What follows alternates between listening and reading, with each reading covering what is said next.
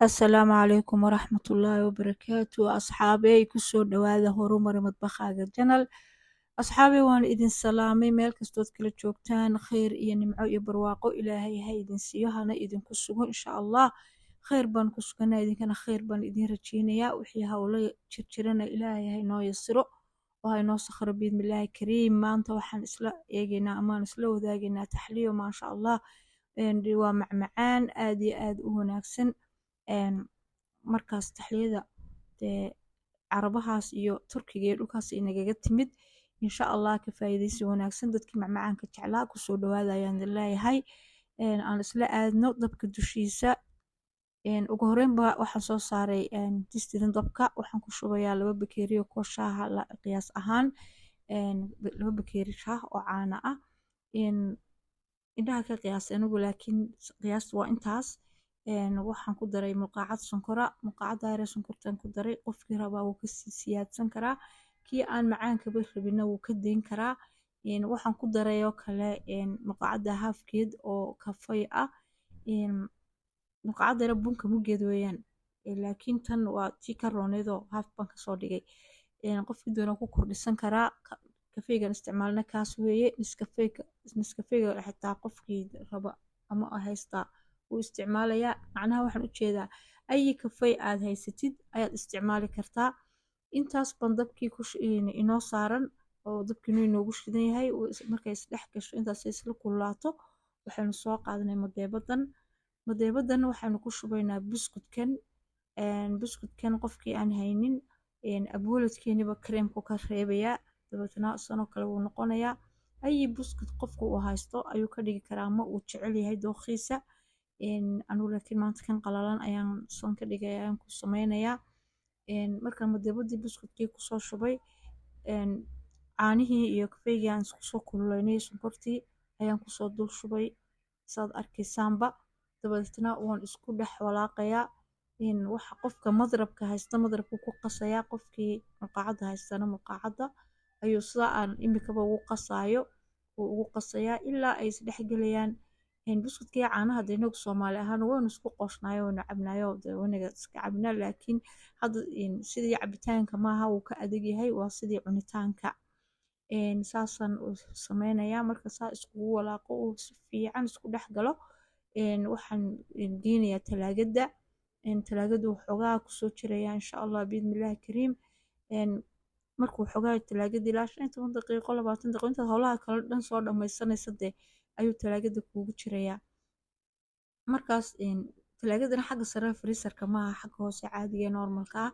dabeetna koobkii macmacaanka ayaan soo qaaday buskudka ayaan dabeetna ku gurayaa buskudka dee haaf baan kaga dhigayaa insha allah haafka kalena taxliyadeena ku shuban doonaa haddii ilaahay yidhaahdo asxaabay saas ayaan haafkaas ayaan ku shubay dabeetna waxaan soo qaaday distii dabka ayaan saaray dabku ma shidna waxaan ku shubay 3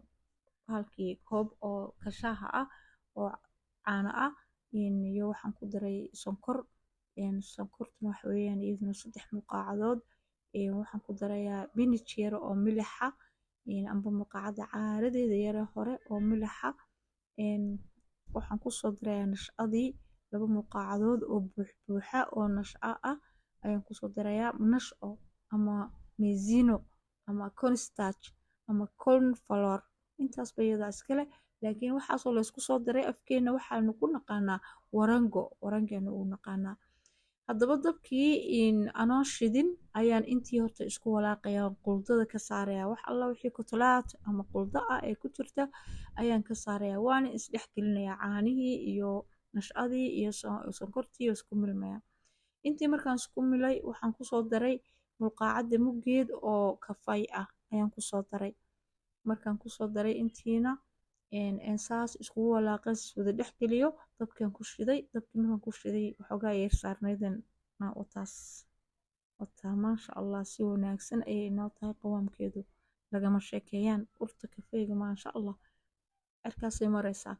waxaan ku iri intaas iyo waxaan idin iri intaas markaan saa iskugu walaaqay saa iskugu kartay saa u noqotay way inoo basashay ka dhigan tahay waxaanu ku darsanaynaa in yaroo subaga ama saliid subaguna waxay ku fiican tahay baasha bahalkan la yidhaahdo loorabaak ama subdaha. Asxaabay saad arkaysaanba koobabkan kusoo shushubay baashii dushana waxaan kaga soo shushubayaa ama kaga soo qurxinayaa in yaroo joosil hindiya iyo in yaroo buskudkan soo jajabiyey. Qofku wuxuu ku sharaxan karaa wax allaale wixii uu rabo ayuu ku sharaxan karaa, laakiin anigu ma jecli in khudaarta lagu dul sharaxo markay sidan oo kale tahay koobabka noocan ugu jirto. Mukasaraadkay ku fiican tahay ama joosil hindiga ama buskudkii iyo wixii aad iyada ka samaysay inaad korkana kaga sharaxdo, saas ayay igula fiican tahay aniga. Qofkii khudaarta ay kula fiicnaatana waa sax oo dee ma diideyso insha allah. Marka waxaan rajeynayaa inaynu ka wada faa'iideysanay insha allah biidnillaahi kariim. Casharkan waa cashar macaan saynu arkayno horena aan u sheegay. Asxaabta macmacaanka jecel, asxaabta xafladaha iyo meheradaha iyo wax kasta meel kasta way gelaysaa, meel kasta way ku munaasib weyn cuntada dabadeeda maasha allah. Marka insha allah waxaan rajeynayaa ka wada faa'iideysan doona haddii ilaahay yidhaahdo. Wataas iyadoo aan soo dhammaystiray sidaas ayaanan miiska ku geyn doonaa insha allah biidnillaahi kariim. Haddii aan isla sii yar eegno qawaamkeeda yacni sida usoo darsamayso mulqaacadda wataas maasha allah. Wataa qurux iyo macaanba meel bay iska saartay. Asxaabay waxaan rajeynayaa inaynu ka wada faa'iideysanay.